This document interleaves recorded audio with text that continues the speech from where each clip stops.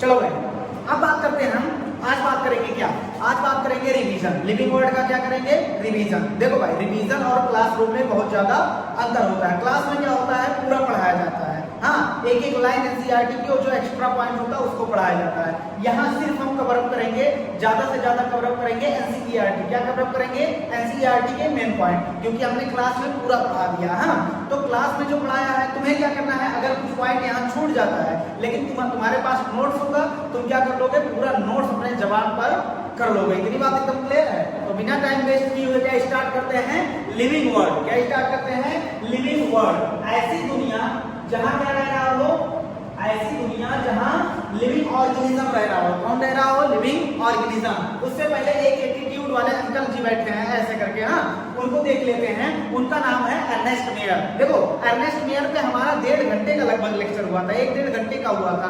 उतना नहीं जाना हमें, यहाँ 4-5 पॉइंट इनके बारे में जानना है। यहाँ हम बोल रहे हैं, बाकी तुम्हें सब कुछ जानना उनके बारे में, जो जो हमने लिखा है। हाँ, इधर देखना। तो अर्नेस्ट मेयर जो थे, देखना, अर्नेस्ट मेयर जो थे, उनका जन्म जो हुआ था 1904 ईस्वी में हुआ था। कितने ईस्वी में हुआ था? 1904 ईस्वी में हुआ था। और ये शतक लगाकर क्या हो गए थे? मर गए थे। मतलब 2004 में क्या हो गया था, इनका देहांत हो गया था। इतनी बात एकदम क्लियर है। अब 2-3 पॉइंट इनके बारे में सिर्फ समझेंगे, हाँ, बाकी तुम्हें याद सब कुछ होना चाहिए जो हमने लिखा है। देखना, तो क्या है, अर्नेस्ट मेयर जो थे, ये जो है एक, देखो, ये पैदा कहाँ हुए थे? कैप्टन में पैदा हुए थे। पढ़ाई कहाँ की थी? हार्वर्ड यूनिवर्सिटी में की थी। अब देखना, लेकिन इनके बारे में जो विशेष बात हमें याद रखना है, इन्हें 20th सेंचुरी ऑफ डार्विन कहा जाता है। क्यों कहा जाता है? क्योंकि भाई देखो, ये एवोल्यूशनरी बायोलॉजिस्ट थे, एवोल्यूशन पे इन्होंने ज्यादा काम किया था और सराहनीय काम किया था, इसलिए इनको क्या कहा गया? 20वीं शताब्दी का डार्विन। डार्विन तो पता है एवोल्यूशन में पढ़ाया जाता है, तो इनको इसीलिए कहा गया था, क्या कहा गया था? 20th century of Darwin. 20वीं शताब्दी के क्या थे ये? डार्विन थे। एक इंपॉर्टेंट बात और जानना है इनके बारे में, हाँ, देखना, इन्होंने बायोलॉजिकल कॉन्सेप्ट ऑफ स्पीसीज दिया था। क्या कहा था? क्या दिया था? Biological concept of species. ये इंपॉर्टेंट है, हाँ, बायोलॉजिकल कॉन्सेप्ट ऑफ स्पीसीज इन्होंने क्या किया था? दिया था। इन्होंने कहा था स्पीसीज को बताया था कि क्या, कैसे स्पीसीज को डिफाइन करें। तो इन्होंने देखना, कहा था ऐसा ग्रुप जो आपस में इंटरब्रीड कर सकता हो, जिनमें क्या हो सकती है? इंटरब्रीडिंग, सेक्सुअल रिप्रोडक्शन हो सकता हो, उन्हें क्या कहेंगे? स्पीसीज। लेकिन ये कहीं ना कहीं क्या हो जाता है? फेल हो जाता है। हाँ, जैसे ह्यूमन के साथ रिप्रोडक्शन कर सकता है, तो ह्यूमन पूरे क्या हुए? एक सिंगल स्पीसीज हुआ। लेकिन अभी कहीं ना कहीं ये फेल हो जाएगा, जैसे म्यूल हो गया, हाँ, उसके बाद बी हो गया, मधुमक्खी में फेल हो जाएगा ये, तो कहीं ना कहीं ये फेल हो जाता है। लेकिन देखना, इन्होंने क्या किया था? तुमसे पूछ ले, बायोलॉजिकल कॉन्सेप्ट ऑफ स्पीसीज कौन दिया था? तो क्या बोलोगे? Ernest Mayr. अब देखना, उसके बाद पूछ ले 20th सेंचुरी ऑफ डार्विन किसे कहा जाता है? तो क्या बोलोगे? Ernest Mayr. अब देखना, अर्नेस्ट मेयर जो होता है, इनको जो है, इनको एक टाइटल मिला था जिसे बोला जाता है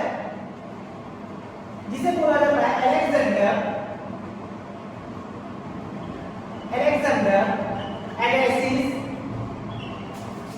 प्रोफेसर ऑफ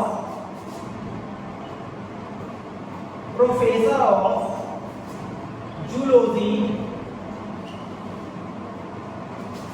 एमेराइटस। अब एमेराइटस क्या होता है भैया? देखो, ये रिवीजन है, तो यहाँ पूरा उसका पूरा डेफिनेशन नहीं बता सकते, उसको पूरा समझा नहीं सकते, बस हम मेन पॉइंट क्या कर देंगे, बताएंगे। हाँ, एमेराइटस क्या होता है, या ना तो तुमसे पूछेगा कि भैया बताओ एमेराइटस की डेफिनेशन क्या होती है, लेकिन क्लासरूम में बताया जाता है ये सब। तो देखना, इन्हें कौन सा टाइटल दिया था? Alexander Agassiz professor of zoology emeritus. Zoology को दिमाग में रखना, बॉटनी ना होने पाए। हाँ, इतनी बात तो क्लियर है। अब देखना, इन्होंने बहुत सारे क्षेत्र में काम किया था, वो क्षेत्र हमने एक ट्रिक बनाकर लिखवाया था। लेकिन यहाँ देखना, इन्होंने 3 प्राइज पाया था। 3 प्राइज इनके देखते हैं। पहला था, हाँ, लिख सकते हैं, बेल्जियम प्राइज। कौन सा prize?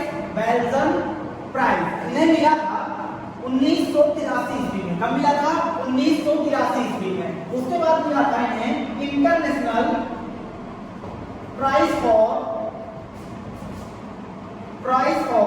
Biology. International prize for biology इन्हें मिला था 1994 ईस्वी में। कब मिला था?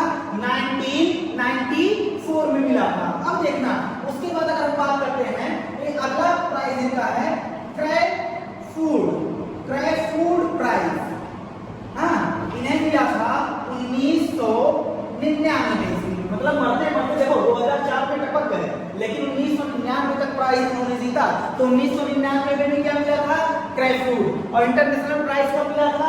1994। और बेल्जियम प्राइज कब मिला था? 1983। बात एकदम क्लियर है। अब देखना, ये तो हो गई इसकी चाचा के बारे में। हाँ, कौन? Ernest Mayr. जो इन्हें क्या कहा जाता है? ये 100 साइंटिस्ट अब तक जितने महान जो साइंटिस्ट थे उनमें इनका एक नाम आता है अर्नेस्ट मेयर का। अब देखना चैप्टर पे अगर हम आते हैं, देखो चैप्टर क्या है? Living world. अच्छा, अगर हम तुमसे कहें, अगर किसी बंदे से कहा जाए भाई तुम लिविंग ऑर्गेनिज्म को डिफाइन करो, तुम कैसे बताओगे कि कोई लिविंग ऑर्गेनिज्म है? तो इसको डिफाइन करने के दो तरीके हो सकते हैं। कितने? एक हो सकता है कन्वेंशियल मेथड। कन्वेंशियल मेथड मतलब एक ऐसे बंदे से पूछो जाकर कि लिविंग ऑर्गेनिज्म को बताओ, कोई जीवित चीज को बताओ जो कभी आज तक स्कूल गया ही नहीं है, तो वो क्या बताएगा? अपने तरीके से बताएगा। मान लो रक्षा चलाने वाला, मैं किसी का अपोज नहीं करना, मान लो तुमने भी रक्षा चला रहा था, उसका पढ़ाई से क्या लेना देना? हाँ, अब देखना तुमने क्या किया, उससे जाकर पूछा भैया लिविंग ऑर्गेनिज्म को बताओ। हाँ, कैसे तुम बताओगे कि कोई लिविंग ऑर्गेनिज्म है? तो देखना, एक तो वो क्या हो जाएगा, अपने हिसाब से बताएगा जो कि साइंटिफिक नहीं रहेगा, पारंपरिक रहेगा, कन्वेंशियल मेथड हो गया। दूसरा है साइंटिफिक मेथड। हम कैसे करेंगे? Scientific method. साइंटिफिक मतलब कोई साइंस लगाकर, मतलब एक्चुअल बात बताए, मतलब कैसे लिविंग ऑर्गेनिज्म को हम परिभाषित कर सकते हैं। तो देखना कन्वेंशियल मेथड में अगर तुम गए, हाँ, कोई बंदे से पूछ रहे हो जो कभी स्कूल गया ही नहीं है, वो कहेगा भैया हम लिविंग ऑर्गेनिज्म को देखते हैं, कोई चीज बढ़ता है तो क्या वो क्या बताएगा? हम इसको इंग्लिश में कन्वर्ट करते जा रहे हैं, ग्रोथ। हाँ, पहला क्या बताएगा कि लिविंग ऑर्गेनिज्म ग्रोथ करता है। दूसरा वो देखा कि भैया लिविंग ऑर्गेनिज्म बच्चे पैदा कर सकता है, तो दूसरा क्या बताएगा? रिप्रोडक्शन। क्या बताएगा? रिप्रोडक्शन बताएगा। फिर देखना, फिर अगला क्या बताएगा? कहेगा भैया अगर उसे टच करते हो तो उसे महसूस होता है। तो देखना, तो अगला क्या बता सकता है? सेंस। हाँ, अब कहेगा अगर भैया अगर किसी को पिन चुभो दो तो थप्पड़ भी मारता, मतलब रेस्पॉन्स भी देता। हाँ, तो देखना, तो अगला क्या हो गया? रेस्पॉन्स।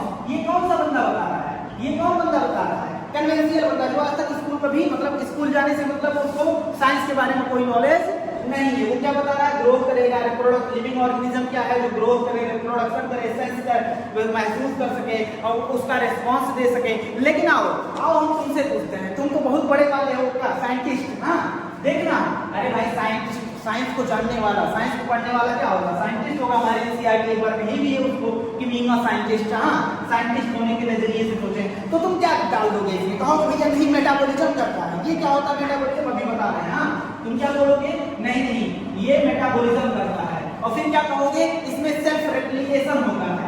सेल्फ रेप्लिकेशन मतलब सेल्फ रेप्लिकेट कर सकता है। फिर क्या बोलोगे? फिर बोलोगे नहीं, अभी और हम बताएंगे। हाँ, कहोगे सेल्फ ऑर्गेनाइजेशन होता है, मतलब उसकी बॉडी खुद ही ऑर्गेनाइज होती है। हाँ, खुद ही ऑर्गेनाइज, मतलब जब बच्चा पैदा होता है तो ऐसा नहीं होता कि उसकी मम्मी कहती नहीं भैया पैर यहाँ से निकलेगा, हाथ वहां से निकलेगा। नहीं, उसका पैर जहां से निकलना खुद ही उसकी बॉडी क्या होती है? ऑर्गेनाइज होती है। बात एकदम क्लियर है। अब देखना, तुम कॉन्शियसनेस बता दोगे, मेटाबॉलिज्म बता दोगे, बहुत सारी चीजें बता दोगे। हाँ, तुम कहोगे भैया वो उसमें इंटरेक्शन होता है। हाँ, तुम कहोगे वो क्या करता है? इंटरैक्ट करता है। बात एकदम क्लियर है। तो इतनी बातें किस पर हो गई? एक लिविंग ऑर्गेनिज्म को डिफाइन कर रहा है कन्वेंशियल बंदा, एक और बंदा साइंटिफिक बंदा। लेकिन अब ये जो ग्रोथ है, रिप्रोडक्शन, सेंस, रेस्पॉन्स, मेटाबॉलिज्म और रेप्लिकेशन, सेल्फ ऑर्गेनाइजेशन, इंटरैक्शन, ये जो भी है ये सब होते हैं कैरेक्टरिस्टिक फीचर। लिविंग ऑर्गेनिज्म के क्या होते हैं? कैरेक्टरिस्टिक मतलब होता है विशेष, फीचर मतलब होता है गुण। तो देखना, ये क्या होते हैं? कैरेक्टरिस्टिक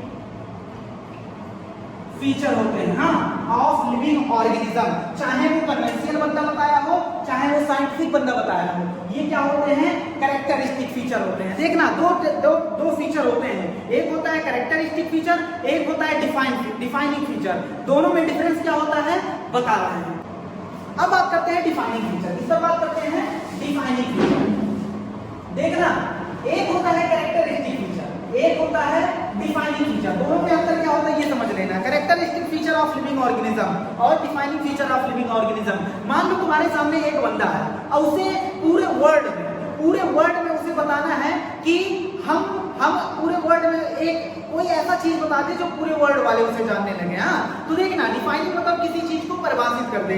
तो मान लो सचिन तेंदुलकर तुम्हारे सामने है, उन्होंने कहा भाई 2 हाथ हमारे पास पाया जा रहा है, तो ये उनका डिफाइनिंग फीचर नहीं हुआ। क्यों? क्योंकि भैया 2 हाथ तो सभी ह्यूमन में पाया जा रहा है। उन्होंने कहा नहीं भैया एक सर पाया जा रहा है, तो ये भी डिफाइनिंग। हाँ, हालांकि विशेष गुण है उनके पास का, ये 2 हाथ होना एक विशेष गुण है, लेकिन ये कह दो कि उनको डिफाइन कर देगा, उनको परिभाषित कर देगा तो नहीं। अब कहें भैया हम क्रिकेट खेलते हैं, तो क्रिकेट तो बहुत लोग खेलते हैं, कहें नहीं भैया हमने सेंचुरी मारा है, तो कहेंगे सेंचुरी तो बहुत लोगों ने मारा है, लेकिन अभी भी डिफाइन नहीं कर पाए। डिफाइनिंग फीचर ये होता है कि एक ऐसा चीज बताओ जो किसी और के पास ना हो। जैसे कहते भैया हमने 100 शतक मारा है, तो तुरंत आप क्या कहोगे? हाँ भैया ये सचिन तेंदुलकर की बात की जा रही है। तो ऐसे defining feature, characteristic feature, growth, सब कुछ कैरेक्टरिस्टिक फीचर है ना।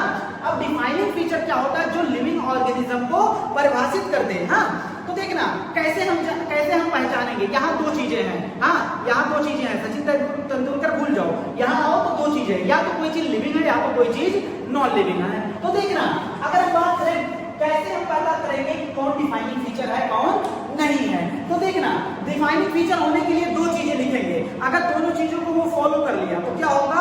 डिफाइनिंग फीचर होगा। पहला है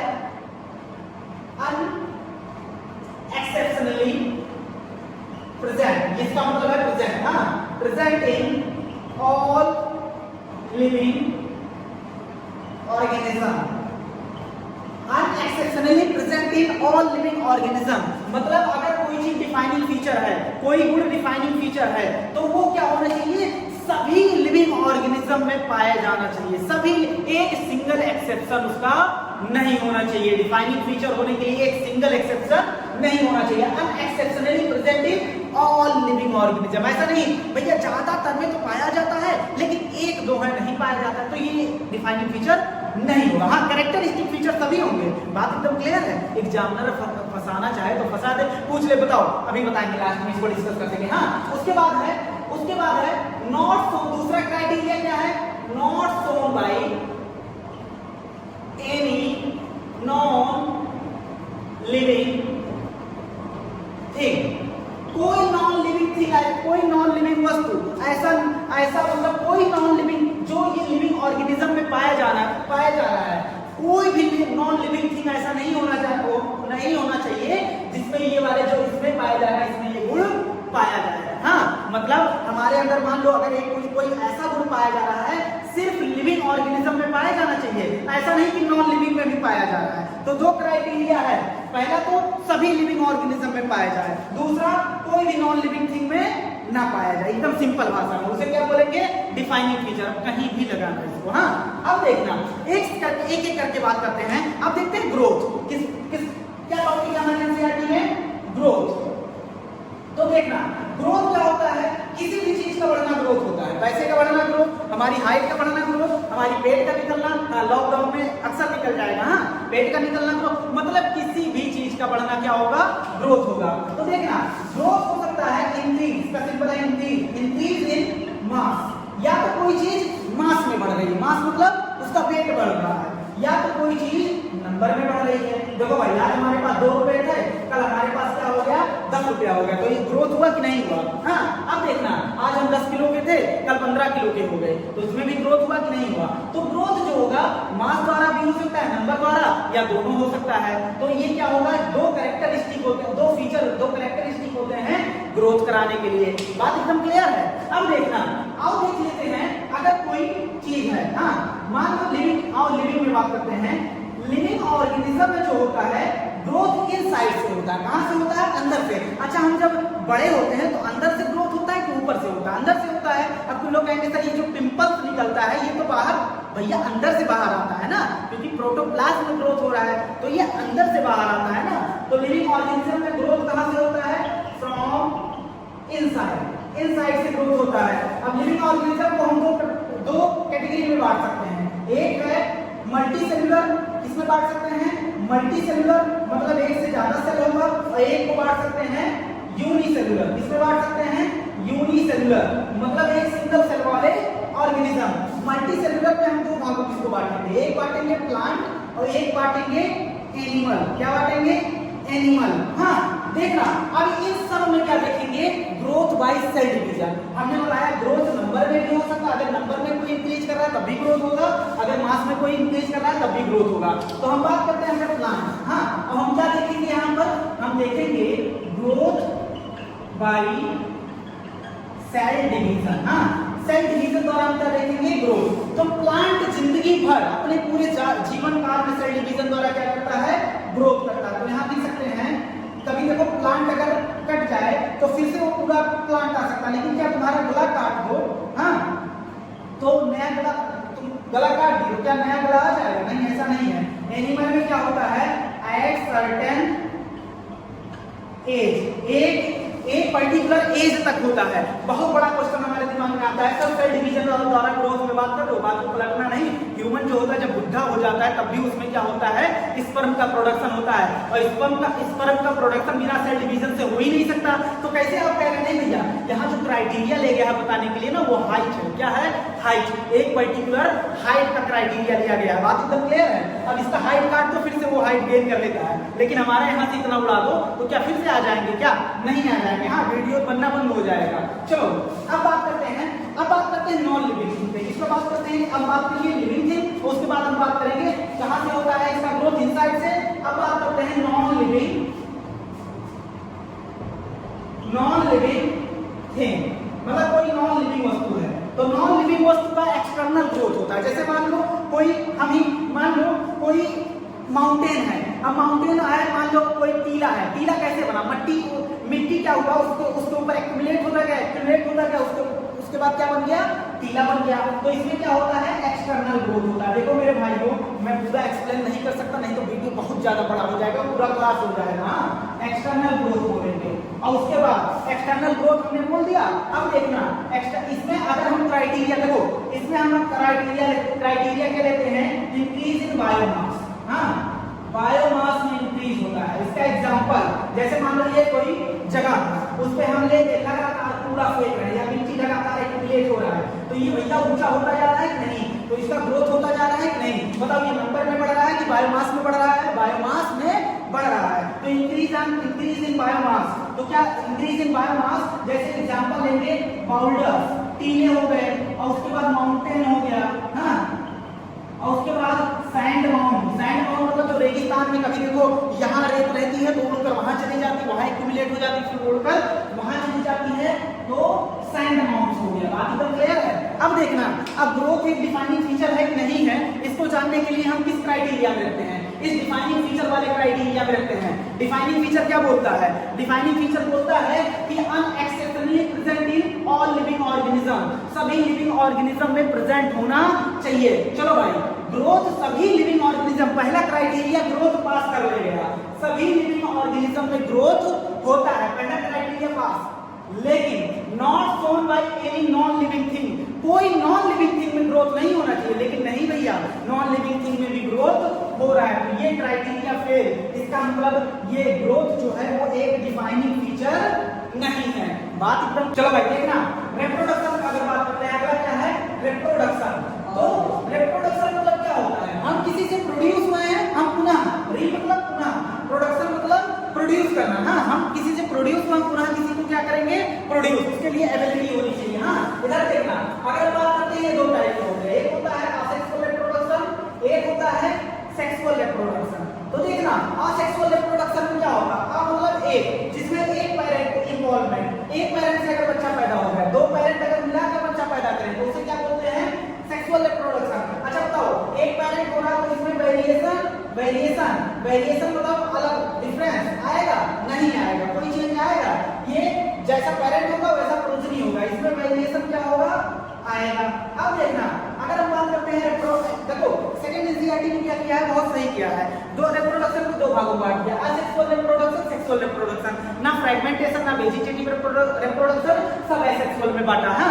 तो देखो हम भी लिख सकते हैं एसेक्सुअल रिप्रोडक्शन मतलब इसमें क्या क्या आता है? इसमें आता है फ्रेगमेंटेशन। क्या आता है?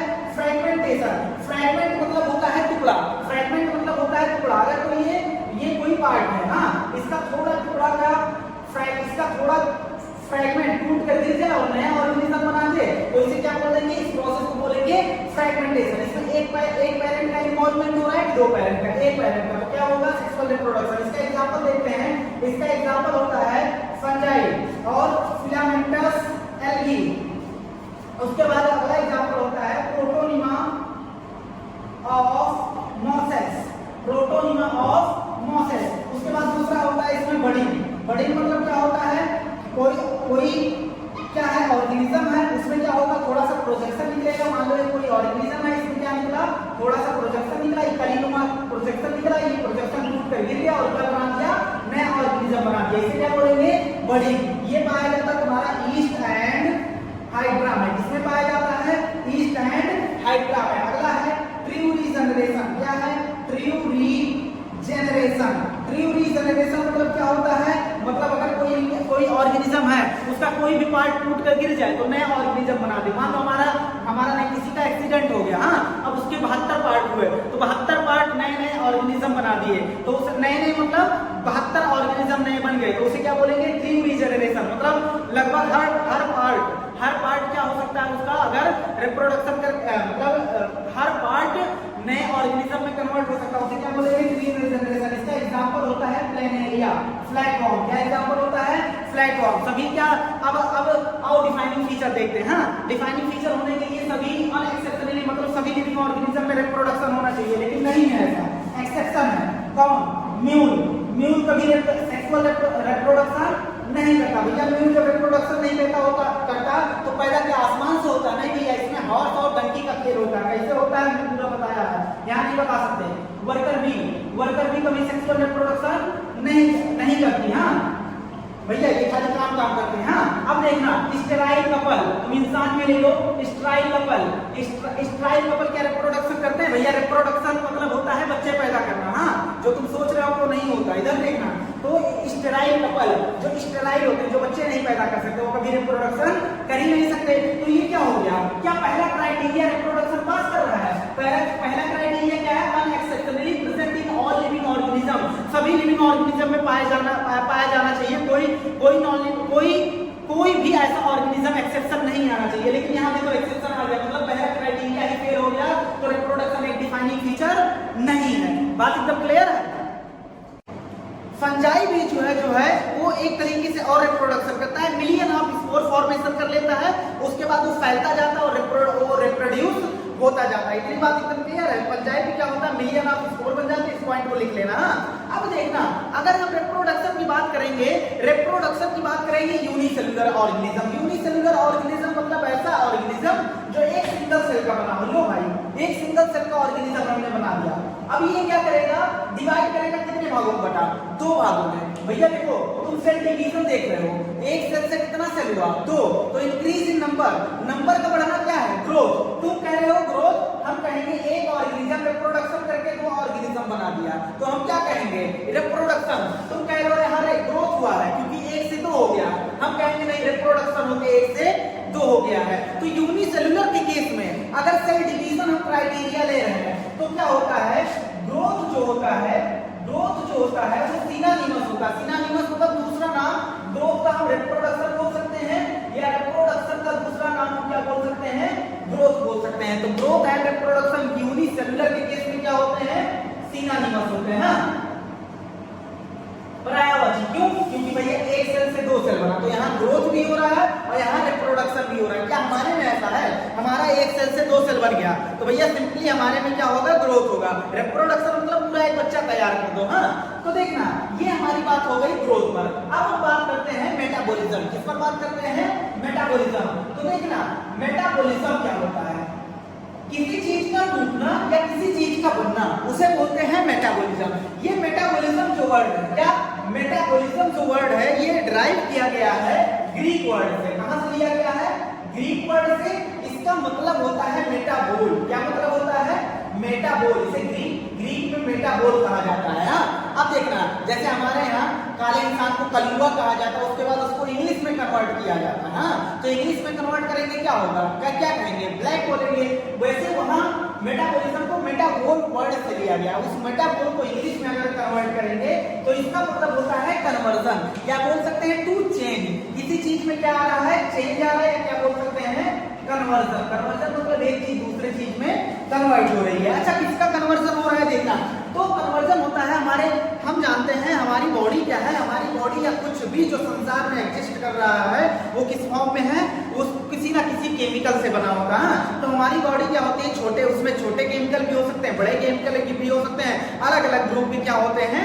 केमिकल होते हैं। तो देखना, अगर हम कन्वर्जन की बात करें तो कन्वर्जन किसमें हो रहा है? कन्वर्जन मान लो एक रिएक्शन है, हाँ, लगातार एक रिएक्शन बन रहा है और दूसरे में कन्वर्ट हो रहा है। ए रिएक्शन कन्वर्ट हो गया बी, अरे भाई ग्लूकोज पायरुविक एसिड में टूटा, ये रिएक्शन पूरा 10 स्टेप वाला देखे हो ना, तो वही होता है। एक रिएक्शन बनता है, दूसरे में कन्वर्ट होता है, दूसरा तीसरे में कन्वर्ट होता है, तीसरा चौथे में कन्वर्ट होता है। तो एक रिएक्शन बन रहा है और क्या हो रहा है?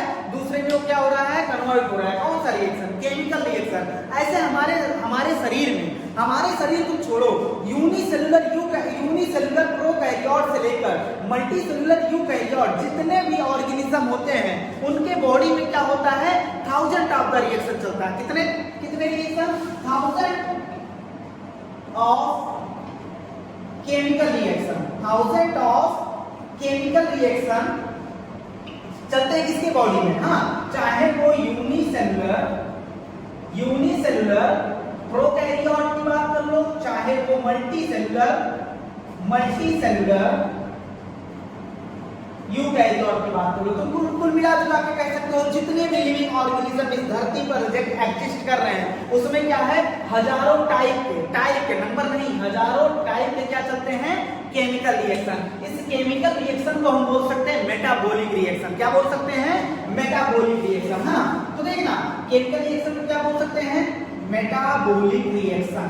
अच्छा, हमारे बॉडी में ग्लूकोज टूटता है कि नहीं टूटता है? हमारी बॉडी में क्या होता है? ग्लूकोज टूटता है पायरुविक एसिड में, उसके बाद आगे प्रोसेस चलती है। तो देखना, ग्लूकोज को हम इन विट्रो भी क्या कर सकते हैं? तोड़ सकते हैं। अच्छा, इन विट्रो क्या होता है? देखो भाई, इन विवो इन विट्रो मतलब होता है जो ऐसा मतलब कुल मिला जुला के ऐसा केमिकल जो अपने नेचुरल इन्वायरमेंट में हो उसे इन विवो बोलते हैं, और नेचुरल इन्वायरमेंट छोड़कर और कहीं हो तो उसे क्या बोलेंगे? इन विट्रो बोलेंगे। जैसे केमिकल रिएक्शन हमारे बॉडी में चलता है तो केमिकल रिएक्शन जो हमारी बॉडी में चलता है वो इन विवो है। अगर किसी केमिकल रिएक्शन को हम बाहर चलाएं, कांच में चलाएं, सल्फ्यूरिक सिस्टम में चलाएं तो उसे क्या बोलेंगे? In vitro. तो ये जो केमिकल रिएक्शन होता है इसे इन विट्रो भी क्या किया जा सकता है? चलाया जा सकता है, मतलब इन विट्रो भी कल्चर कराया जा सकता है। तो देखना, कुछ केमिकल रिएक्शन होते हैं जैसे ग्लूकोज को बाहर भी क्या किया जा सकता है? तोड़वाया जाता है। तो अब सवाल यह है कि ये जो केमिकल रिएक्शन इन विट्रो बाहर चल रही है, क्या तुम उसे लिविंग बोलोगे? नहीं भैया। तो क्या जो ग्लूकोज अंदर टूट रहा है उसे बाहर तोड़वाया जाए तो क्या तुम उसे लिविंग बोल दोगे? नहीं। तो क्या तुम उसे नॉन लिविंग बोल दोगे? नहीं बोल सकते नॉन लिविंग। क्यों? क्योंकि वो ग्लूकोज जो बाहर टूट रहा है वो हमारे बॉडी के अंदर भी टूट रहा है। तो ना तो उसे हम इस केमिकल रिएक्शन को जो इन विट्रो चला रहे हैं ना तो हम उसे लिविंग बोल सकते हैं और ना तो उसे हम क्या बोल सकते हैं? नॉन लिविंग बोल सकते हैं। तो भैया बोले तो बोलेगा, हम सिंपली इसे बोल सकते हैं लिविंग रिएक्शन। क्या बोल सकते हैं? लिविंग रिएक्शन, मतलब लिविंग में चलने वाला रिएक्शन बोल सकते हैं। इतनी बात एकदम क्लियर है। तो मेटाबॉलिज्म क्या हो गया? ये पूरी क्या हो गई?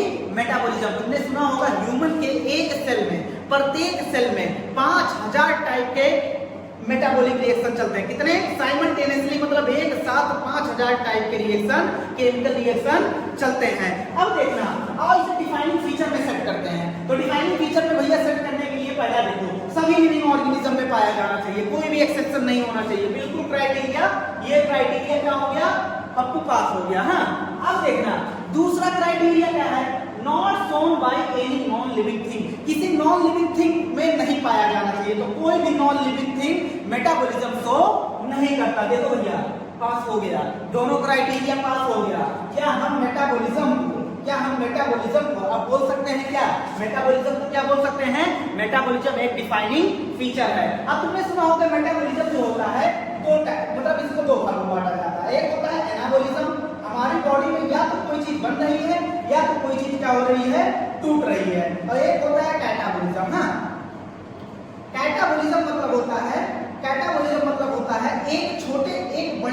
को कन्वर्ट कर दो छोटे छोटे चीजों में, एक बड़े चीज को तोड़ दो छोटे छोटे चीजों में, कह सकते हैं काटाबोलिज्म, काट रहे हैं। हाँ, एनाबोलिज्म मतलब होता है अगर छोटे छोटे चीज मिलकर एक बड़ा चीज बना दे, उसे क्या बोलते हैं?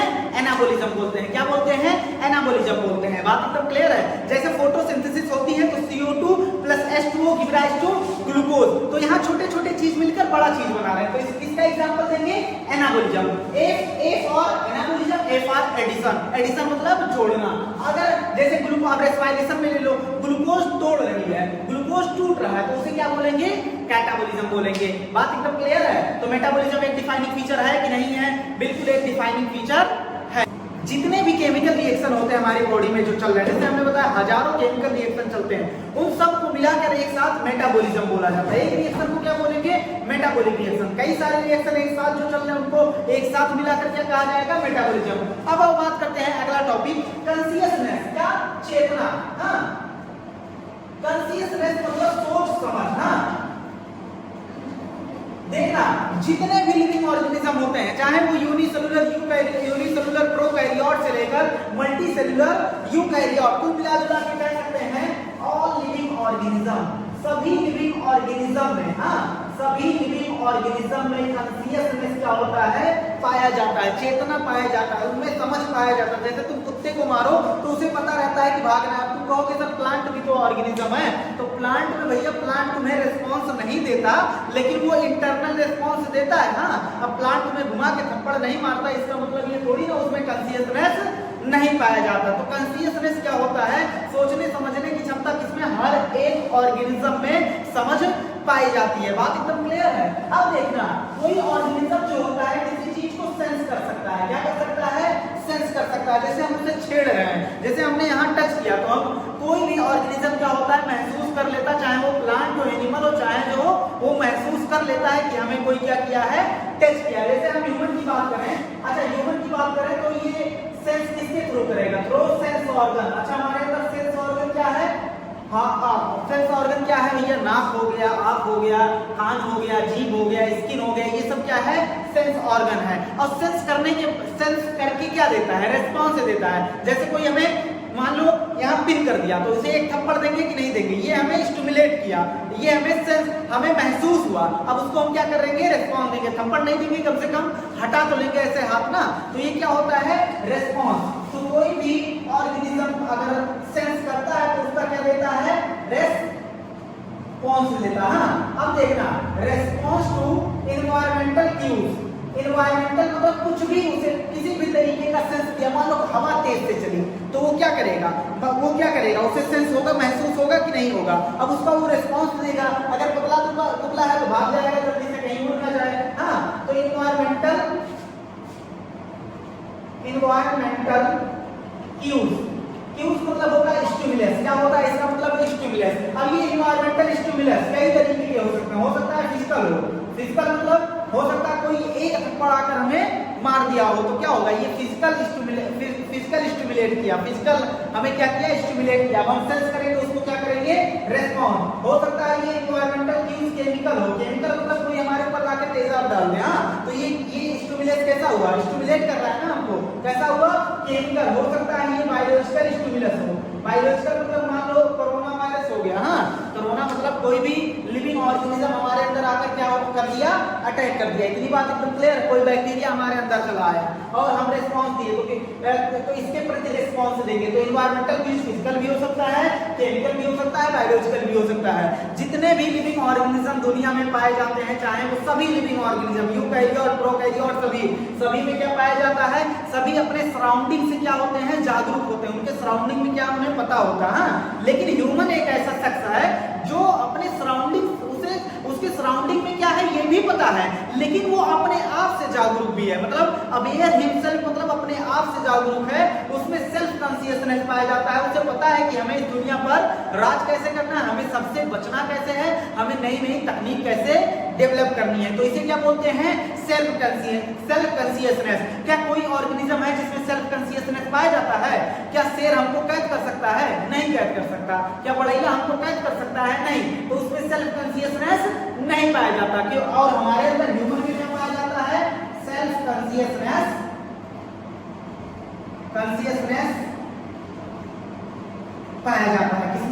ह्यूमन में। इतनी बात एकदम क्लियर है। तो ह्यूमन में क्या, ह्यूमन अकेला ऐसा शख्स है जिसमें क्या पाया जाता है, सेल्फ कॉन्शियसनेस।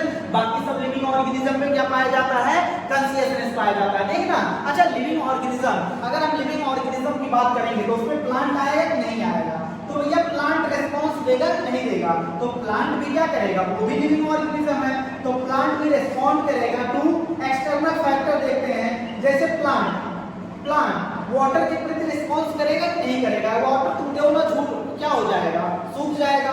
टेम्परेचर तो बहुत ज्यादा कर दो तब भी क्या हो जाएगा, सूख जाएगा। लाइट के प्रति क्या देता है, लाइट के प्रति भी रिस्पॉन्स देता है। जैसे हमने तुम्हें बताया था फोटो पीरियड, फोटो क्या बताया था, फोटो पीरियड बताया था। फोटो पीरियड मतलब होता है कि रिस्पॉन्स, देखना फोटो मतलब होता है लाइट, पीरियड मतलब होता है समयांतराल। कुछ प्लांट ऐसे होते हैं जो इस बात पर डिपेंड करते हैं कि उन्हें कितने देर तक की लाइट मिलनी चाहिए। Long day plant, short day plant, ये सब पढ़ाया था कि नहीं पढ़ाया था। तो देखना ये प्लांट भी क्या हो सकते हैं, ये क्या होता है, लाइट जो होता है अफेक्ट करता है क्या, ये अफेक्ट कर, लाइट जो है ये इसमें क्या है, फोटो पीरियड। और फोटो पीरियड जो होता है रिप्रोडक्शन को इफेक्ट करता है। किसको इफेक्ट करता है, रिप्रोडक्शन को इफेक्ट करता है। हाँ, अपनी भाषा में लिख लेना। हाँ, तो देखना इन प्लांट एंड एनिमल दोनों, प्लांट एंड एनिमल दोनों कहने का मतलब है लाइट मतलब फोटो पीरियड, कितना फोटो मतलब लाइट, पीरियड मतलब क्या होता है, समयांतराल, कितना समयांतराल के लिए लाइट चाहिए, ये इफेक्ट करता है रिप्रोडक्शन। जैसे तुम मान लो एनिमल में कैसे, जो मान लो फ्रॉग है, फ्रॉग टर्रा कब करता है, फ्रॉग टर्रा कब करता है, बरसात में, जब लाइट इंटेंसिटी कम होती है, भाग लाइट इंटेंसिटी तुम जून जुलाई वाला दे दो, क्या फ्रॉग टर्रा करेगा, नहीं। तो क्या रिप्रोडक्शन कर पाएगा, वो रिप्रोडक्शन के लिए साइन मतलब वो बुलाता है अपने पार्टनर को। हाँ, अब देखना प्लांट में ऐसे हो गया, कुछ प्लांट जो होते हैं वो भी डिपेंड करते हैं कितना लाइट मिलेगा, तब उसमें क्या होगा। जैसे मान लो तुम इसको मान लो तुम आम का फल लगा रहे हो, आम का पेड़ लगा रहे हो, उसमें गर्मी में, ठंडी में, तो क्या आम का पेड़ ग्रो कर पाएगा, नहीं कर पाएगा। तो इसका मतलब लाइट फोटो पीरियड इफेक्ट करता है रिप्रोडक्शन प्लांट एंड एनिमल दोनों में। अब आप उसको सेट करते हैं। सेट करने से पहले एक बात देख लेते हैं, जब बंदा कोमा में जाता है, कहाँ जाता है, जब बंदा कोमा में चला जाता है, ये कोमा कहाँ, अरे भैया कोमा, हाँ, लगातार सोने की क्षमता जिसके पास होती है। हाँ, देखना कोमा, देखना कोमा जो होता है ये क्या होता है, जब हॉस्पिटल में तुम जाओ तो देखो कोमा वाले पेशेंट क्या होते हैं, लेटे रहते हैं, लेटे ही रहेंगे भाई, क्योंकि इसमें देखना अब कोमा वाले पेशेंट में क्या होता है, सबसे पहली बात देखेंगे इसमें कॉन्शियसनेस। हाँ, कॉन्शियसनेस देखेंगे, उसके बाद सेल्फ कॉन्शियसनेस। तो देखना कॉन्शियसनेस दो टाइप के होते हैं, एक होता है एक्सटर्नल, एक होता है इंटरनल। हाँ, इंटरनल मतलब जो हमारे बॉडी के अंदर जो भी चीज चल रहा है उसे क्या बोलेंगे, इंटरनल। जो हमारे बॉडी के अंदर रिस्पॉन्स हो रहा है उसे बोलेंगे इंटरनल। तो जब बंदा कोमा में जाता है तो उसका कॉन्शियसनेस क्या होता है, उसमें नहीं होता। लेकिन कौन सा कॉन्शियसनेस, एक्सटर्नल कॉन्शियसनेस, वो तुम्हें जवाब नहीं दे सकता। इतनी बात एकदम क्लियर, तुम उसको थप्पड़ मारो कुछ भी मारो, लेकिन इंटरनल कॉन्शियसनेस क्या होता है, पूछो कैसे। तो भैया जो बंदा कोमा में रहता है, तुम हॉस्पिटल में देखो उसके हार्ट एंड लंग्स के फंक्शन को रिप्लेस करने के लिए मशीन लगी होती है। तो भैया वो जब ऑक्सीजन कैसे जाएगा, मशीन द्वारा जाएगा, ऑक्सीजन उसके अंदर मशीन द्वारा जाएगा। तो भैया ऑक्सीजन जाएगा और ग्लूकोज भी डाला जाता है, उसे न्यूट्रिशन दिया जाता है। इसका मतलब ग्लूकोज टूटेगा तो एनर्जी मिलेगी, और बिना एनर्जी को सर्वाइव भी नहीं कर पाएगा। तो इसका मतलब वो एनर्जी मिल रही है, ग्लूकोज को पायरुविक एसिड में तोड़ रहा है, इसका मतलब उसके अंदर सोचने समझने की क्षमता है। नहीं तो भैया अगर सोचने समझने की क्षमता नहीं होती तो ग्लूकोज को टॉक्सिक सब्सटेंस में कन्वर्ट कर देता है। इतनी बात एकदम क्लियर है, उल्टा रिएक्शन चल जाएगा, गड़बड़ हो जाएगा। लेकिन सेल्फ कॉन्शियसनेस बिल्कुल नहीं होता। जो बंदा कोमा में गया है उसको क्या तुम उससे कहो कि भैया वो बताओ हालचाल कैसा है और दुनिया भर का समाचार उससे सुनोगे, नहीं सुनोगे। हाँ, अब देखना, अब आप बात करते हैं कॉन्शियसनेस और सेल्फ कॉन्शियसनेस इस डिफाइनिंग फीचर है कि नहीं है। तो देखना अगर हम बात करते हैं तो पहली बात एक बात याद रख लेना, फीचर एंड प्रॉपर्टी में थोड़ा सा अंतर होता है। हाँ, जो हम अंतर यहाँ बता नहीं सकते क्योंकि हमारे पास टाइम की कमी है। तो देखना हमारी एनसीईआरटी ने लिखा है defining feature and defining property, बहुत महीन सी बात बता रहे हैं। डिफाइनिंग प्रॉपर्टी जो होता है वो कॉन्शियसनेस जो होता है, पहले रख लेते हैं इसको। हाँ, फिर बात करते हैं। डिफाइनिंग फीचर एंड प्रॉपर्टी में थोड़ा सा डिफरेंस है, और क्वेश्चन पूछ लिया तो बहुत लोग गलत करके आएंगे क्योंकि अभी बहुत लोगों को नहीं पता होगा कि डिफाइनिंग फीचर भी हमारी एनसीईआरटी में दिया है और डिफाइनिंग प्रॉपर्टी भी दिया, वो अलग अलग दिया। हाँ चलो पहले रखते हैं defining feature. Consciousness defining feature होने के लिए पहला क्राइटेरिया सभी लिविंग ऑर्गेनिज्म में पाया जाना चाहिए, बिल्कुल सही है, सभी लिविंग ऑर्गेनिज्म में पाया जा रहा है। पहला क्राइटेरिया पास कर लिया। दूसरा, not found by any non living thing, कोई भी नॉन लिविंग थिंग में नहीं पाया जाना चाहिए। तो कोई भी नॉन लिविंग थिंग बताओ जिसके अंदर सोचने समझने की क्षमता हो, कोई नॉन लिविंग थिंग नहीं है, तो मतलब दूसरा क्राइटेरिया भी पास कर गया। हाँ तो देखना, दूसरा क्राइटेरिया पास कर गया मतलब ये कॉन्शियसनेस क्या है, एक डिफाइनिंग फीचर, डिफाइनिंग प्रॉपर्टी है। अब देखना, अच्छा जब बंदा कोमा में चला जाता है, जब बंदा कोमा में चला जाता है तो उसमें कॉन्शियसनेस कौन सा एक्टिव रहता है, इंटरनल कॉन्शियसनेस होता है, एक्सटर्नल नहीं होता। अब देखना, अच्छा सेल्फ कॉन्शियसनेस की अगर बात कर लेते हैं तो सेल्फ कॉन्शियसनेस एक डिफाइनिंग प्रॉपर्टी हो सकता है कि नहीं हो सकता, बिल्कुल नहीं हो सकता, क्योंकि सेल्फ कॉन्शियसनेस सिर्फ ह्यूमन में पाया जाता है, बाकी किसी ऑर्गेनिज्म में नहीं पाया जाता। तो पहला ही क्राइटेरिया फेल हो गया। तो ये दिमाग में रख लेना कि कॉन्शियसनेस तुमसे पूछा है कि सेल्फ कॉन्शियसनेस पूछा है, सेल्फ कॉन्शियसनेस डिफाइनिंग प्रॉपर्टी नहीं है अगर पूरे लिविंग, क्योंकि पूरे लिविंग ऑर्गेनिज्म में सेल्फ कॉन्शियसनेस नहीं पाया जाता है। बात एकदम क्लियर है। Defining feature and defining property में कुछ अंतर नहीं होता, तुम्हें बस इतना याद रख लेना, अगर तुम्हें डिफाइनिंग प्रॉपर्टी कहेगा तो तुम्हें कॉन्शियसनेस लगाना है, अगर डिफाइनिंग फीचर बोलेगा तो तुम्हें क्या लगाना है, मेटाबॉलिज्म लगाना है। जिसको ज्यादा चुन होगा वो कमेंट करके मुझसे पूछ लेगा कि क्या उसमें मतलब क्या डिफरेंस है दोनों में, फीचर एंड प्रॉपर्टी में क्या डिफरेंस है। तुम एनसीईआरटी में देखोगे, जाके अंडरलाइन कर लेना, क्योंकि ये बहुत बड़े इंस्टीट्यूट, किसी इंस्टीट्यूट ने क्या किया था, एक क्वेश्चन दिया था, तो एक लड़के ने हमसे डिस्कस किया था, हम कहे बिल्कुल भाई क्वेश्चन बन सकता है, और एनसीईआरटी कह दिया तो तड़प तड़प के दिल से आह निकल जाएगी, लेकिन एनसीईआरटी मानेगा नहीं, क्योंकि वो जो लिखा है वही मानेगा। तो डिफाइनिंग प्रॉपर्टी किसको बोलेंगे, कॉन्शियसनेस, डिफाइनिंग फीचर किसको बोलेंगे, मेटाबॉलिज्म। तुम जाके एनसीईआरटी में देखना, बिल्कुल साफ साफ लिखा है।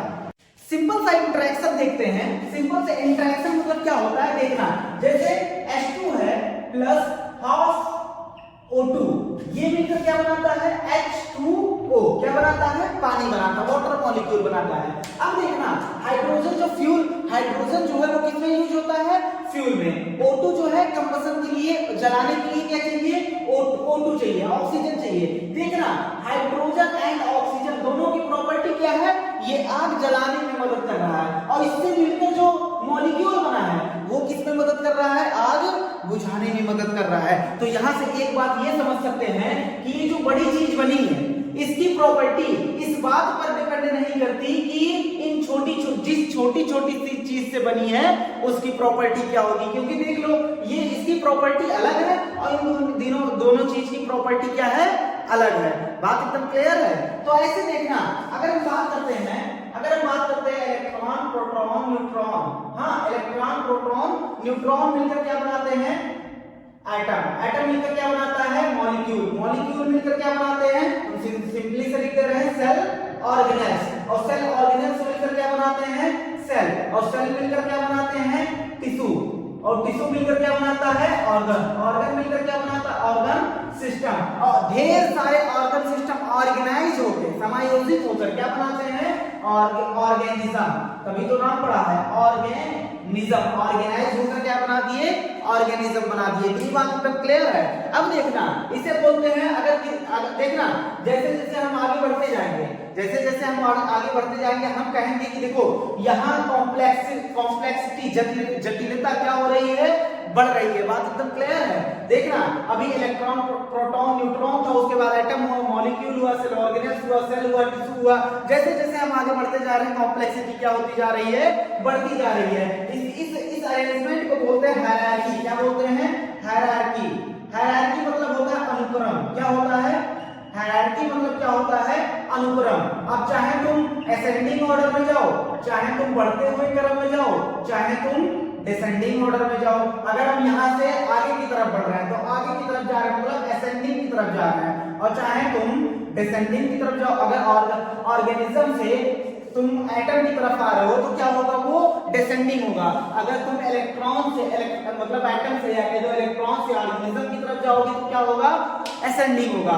अगर हम असेंडिंग जाते हैं तो हर एक लेवल पर कॉम्प्लेक्सिटी बढ़ेगी। देखो इलेक्ट्रॉन प्रोटॉन न्यूट्रॉन, अब एटम, तो एटम की जो है कॉम्प्लेक्सिटी इसकी तुलना में ज्यादा है। अगर और उसके बाद मॉलिक्यूल की अगर बात करें तो मॉलिक्यूल की कॉम्प्लेक्सिटी आइटम से क्या है, ज्यादा है। बात तो क्लियर है। तो हम कह सकते हैं कॉम्प्लेक्सिटी क्या होगा, जटिलता क्या होगा, हर एक लेवल पर क्या होता जाएगा, बढ़ता जाएगा। हर एक लेवल पर क्या होता जाएगा, बढ़ता जाएगा। अब देखना सिंपली एनसीईआरटी ने क्या कहा है, ये जो देखो भाई मॉलिक्यूल के बाद अब तुम कहोगे कि कंपाउंड नहीं लिखे, नहीं भैया तो लिख लेना। हाँ तुम देखना, क्योंकि हमारा मुद्दा यहाँ रिवीजन कराना है। तो देखना तो वहां सिंपली एनसीईआरटी ने कहा ये जो सेल ऑर्गेनेल्स है, सेल ऑर्गेनेल्स मिलकर क्या बनाता है, सेल। ये जो सेल ऑर्गेनेल्स है उसकी प्रॉपर्टी मॉलिक्यूल में नहीं पाई जाती। किसमें, मॉलिक्यूल में नहीं पाई जाती। तो कहने का मतलब है जैसे इसकी प्रॉपर्टी ये जो जिस चीज से बना था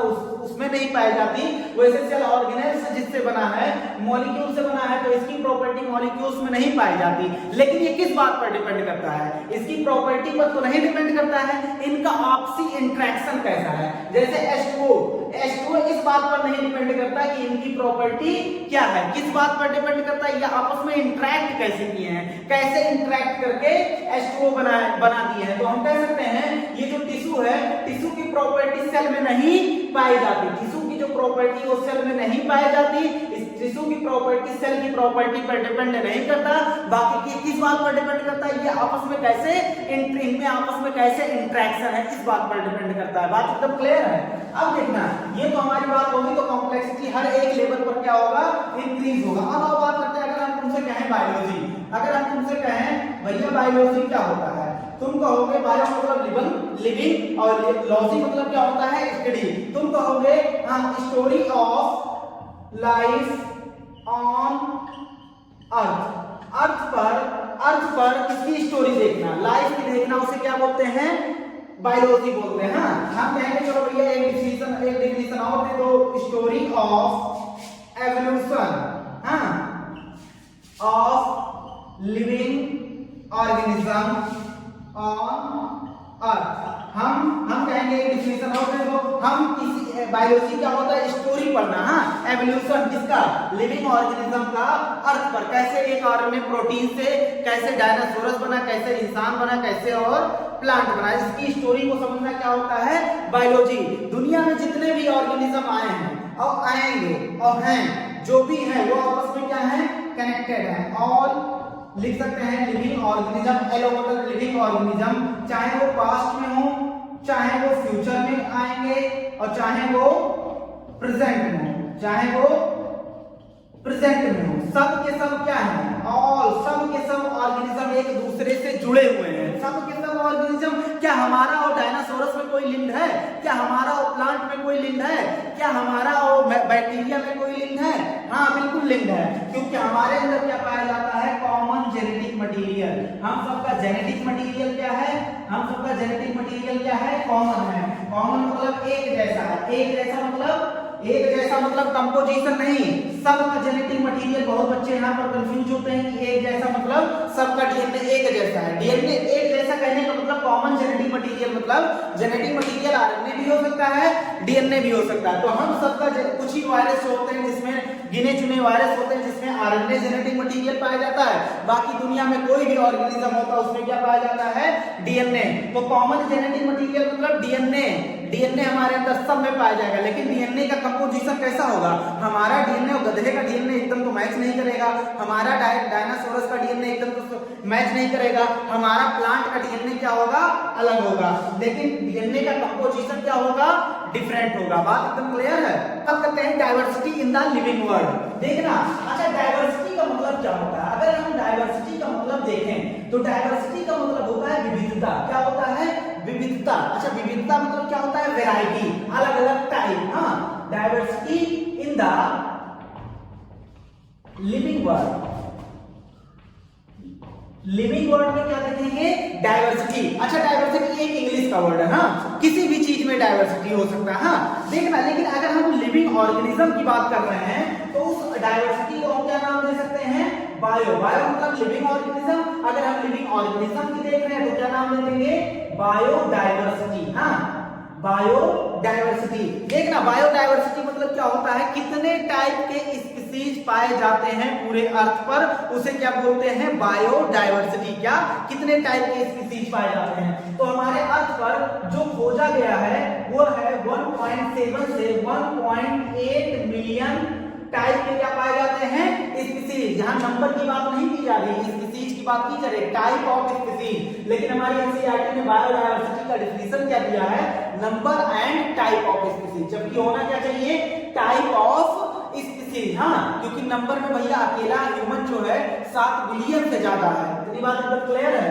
तो देखना, लेकिन हम क्या, हम जब एनसीईआरटी ने लिखा है तो हम क्या मानेंगे, number and type of diversity को क्या बोलते हैं, बायोडायवर्सिटी। और ये अब तक कितना बायोडायवर्सिटी खोजा जा चुका है, बायोडायवर्सिटी अब तक की कितनी है, 1.7 से 1.8 मिलियन, मतलब 17 लाख से 18 लाख, क्योंकि 1 मिलियन बराबर 10 लाख। अब देखना, तो अब बात करते हैं, ये तो बात हो गई। तो अगर हमने तुम्हें इकोलॉजी में पढ़ाया था कि जैसे जैसे तुम एरिया बढ़ाते जाओगे, स्पीसीज एरिया रिलेशनशिप पढ़ाया था हमने, कि जैसे जैसे तुम एरिया बढ़ाते जाओगे स्पीसीज की संख्या क्या होती जाएगी, स्पीसीज रिचनेस क्या होती जाएगी, बढ़ती जाएगी। हाँ, जिसको ये वीडियो देखना हम डिस्क्रिप्शन में लिंक दे देंगे, तुम देख लेना। हाँ, तो चलो बात करते हैं स्पीसीज एरिया रिलेशनशिप। जैसे तुम समझ लो हम कानपुर में हैं भाई, मान लो, हाँ कहाँ है, कानपुर में है, तो कानपुर में स्पीसीज की संख्या कुछ, मतलब एक पर्टिकुलर स्पीसीज की संख्या होगी। अब पूरे यूपी, हम एरिया बढ़ा दी, पूरी यूपी की बात कर रहे हैं, तो ये स्पीसीज की संख्या बढ़ जाएगी कि नहीं बढ़ जाएगी, बढ़ जाएगी, लेकिन एक लिमिट तक बढ़ेगी, वो हमने वीडियो में सब बताया है। चलो देखना, अब बात करते हैं नॉमेनक्लेचर, इस पर बात करते हैं नॉमेनक्लेचर, नामांकरण।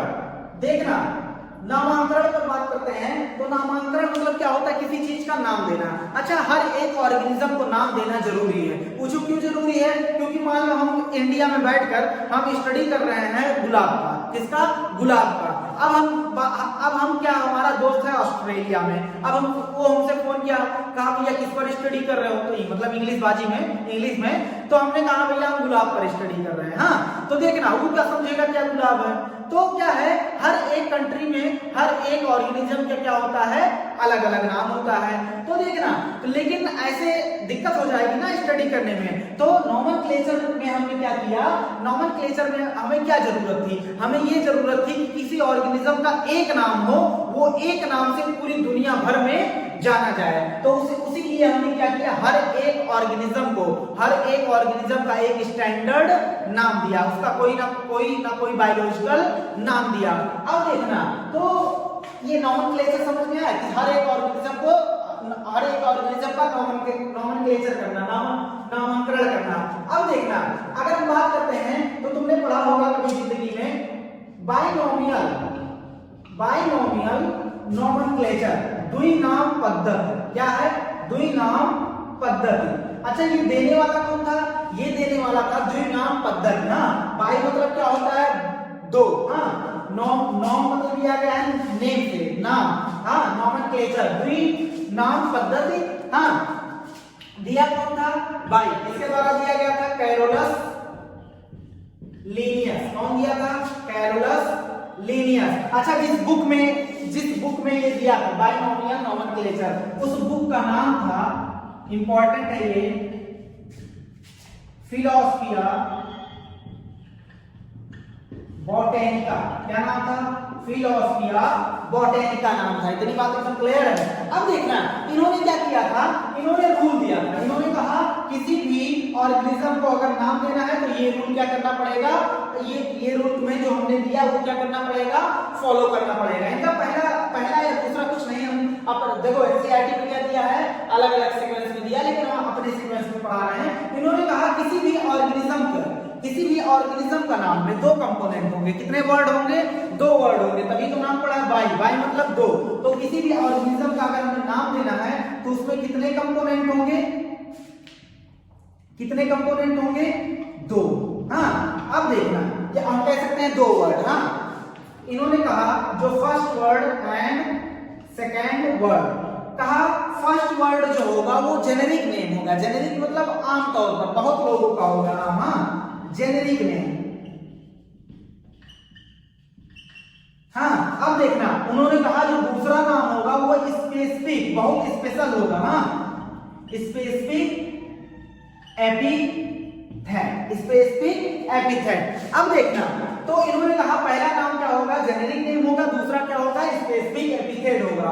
पहला नाम को इन्होंने कहा जीनस, क्या बोला, जीनस। दूसरा क्या, दूसरे नाम को बोला स्पीसीज, क्या बोला, स्पीसीज। तुमने सुना होगा पैंथरा, पैंथरा लियो, पैंथरा पॉर्डस, हाँ, पैंथरा टाइग्रिस। तो पैंथरा एक कॉमन वर्ड है, एक आम नाम है, तो इसीलिए क्या नाम दिया, जेनेरिक मतलब आम नाम जो बहुत लोगों में पाया जाए। लेकिन लियो, पैंथरा लियो लेपर्ड का नाम है, टाइग्रिस टाइगर का नाम है। तो देखना स्पेसिफिक एपिथेट, स्पेसिफिक नाम को क्या बोला, स्पीसीज बोला। बात एकदम क्लियर है। तो अगर मैंजीफेरा इंडिका की बात करें तो मैंजीफेरा उसमें क्या है, जीनस, और सेकंड वाला वर्ड इंडिका क्या है, स्पीसीज है। बात एकदम क्लियर है। अब देखना, बात करते हैं इसका दूसरा रूल ये था, दूसरा पहले कुछ भी कह लो, हाँ, मतलब हम दूसरा बताने जा रहे हैं। इन्होंने कहा जीनस की स्टार्ट, जीनस नेम का जो स्टार्ट करेंगे वो कैपिटल लेटर से स्टार्ट करेंगे। किससे स्टार्ट करेंगे, जीनस, जीनस का स्टार्ट करेंगे, स्टार्ट विथ कैपिटल लेटर, और इसको स्टार्ट करेंगे स्मॉल लेटर, हाँ, स्मॉल लेटर। मतलब जीनस का पहला वर्ड क्या होगा, कैपिटल, और इसका स्पीसीज का दूसरा, स्पीसीज का पहला वर्ड क्या होगा, स्मॉल होगा। किसी सीबीएसई में क्वेश्चन पूछा भी था। अब देखना, इन्होंने कहा कि ये जो बायोलॉजिकल नेम लिखे जा रहे हैं, बायोलॉजिकल नेम मतलब जो भी हम ऑर्गेनिज्म का नेम दे रहे हैं, ये लैटिन में होंगे। किसमें होंगे, लैटिन। देखना, लैटिन एंड ग्रीक क्या है, एक लैंग्वेज है। तो देखना, वो कहा जनरली किसमें होंगे, लैटिन में इसे नाम दिया जाएगा। क्यों, क्योंकि लैटिन एक डेड लैंग्वेज है। डेड लैंग्वेज मतलब वो क्या हो गया, उसके बोलने वाले क्या हो गए हैं, खत्म हो गए। डेड लैंग्वेज होने का मतलब होता है उसमें अब जब उसके बोलने वाले खत्म हो गए तो उसमें चेंजमेंट नहीं किया जा सकता। बात एकदम क्लियर है। अब इन्होंने कहा एंड इटैलिक, उनका फॉन्ट क्या होना चाहिए, इटैलिक होना चाहिए। इटैलिक मतलब, अरे फॉन्ट मतलब जानते हो ना, अरे सेप बोल सकते हैं, हाँ, जो हम वर्ड लिखते हैं उसका फॉन्ट नहीं होता, तो उसका बोल्ड हो गया, इटैलिक हो गया, हाँ। तो देखना, कहा क्या होना चाहिए, इटैलिक होना चाहिए। बात एकदम, अरे इटैलिक मतलब टेढ़ा वाला, जो ऐसे थोड़ा टेढ़ा सा लिखा होता, हाँ। अब देखना, एनसीईआरटी देख लेना, मैंजीफेरा जो इंडिका लिखा है वो इटैलिक फॉर्म में लिखा है। तो देखना, इन्होंने क्या कहा, बायोलॉजिकल नेम कैसा होना चाहिए, लैटिन होना चाहिए और इटैलिक होना चाहिए। उसके बाद व्हेन प्रिंटेड, जब इसको हम प्रिंटेड मतलब क्या, जब इसको हम प्रिंट निकलवा रहे हैं, टाइप कर रहे हैं, तो क्या होगा, लैटिन होना चाहिए, इटैलिक, हाँ, क्या होना चाहिए, फॉन्ट इटैलिक। लेकिन जब हम इसे हैंड रिटन मतलब अपने हाथ से लिख रहे हो बायोलॉजिकल नेम, तो क्या होना चाहिए, सेपरेटली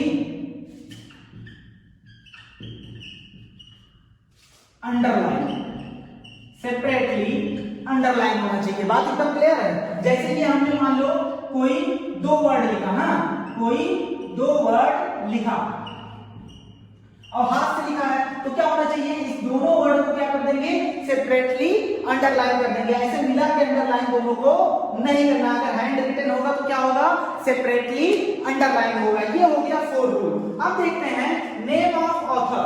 ऑथर मतलब जो भी उस पर काम किया है, जैसे मैंजीफेरा इंडिका को जो भी खोजा है, उस ऑथर का नाम कहां लिखेंगे। तो देखना, नेम ऑफ ऑथर, उसको कैसे लिखेंगे, आफ्टर स्पेसिफिक एपिथेट, स्पीसीज के नेम के बाद लिखेंगे, हाँ, आफ्टर स्पेसिफिक एपिथेट। जैसे हम और लिख देते हैं, मैंगो का नाम लिखते हैं, तो देखना, मैंगो पर सबसे ज्यादा पहली बार काम करने वाला था लीनियस, तो उसका नाम कैसे लिखेंगे, इन एब्रिविएटेड फॉर्म। एब्रिविएटेड मतलब उसको शॉर्ट में लिख देंगे। जैसे लीनियस है, लीनियस को पूरा ना लिख के क्या लिख देंगे, लिन। तो देखना, आओ मैंजीफेरा इंडिका का नाम लिखते हैं, तो देखना हम सही लिख रहे हैं कि गलत लिख रहे हैं, हाँ।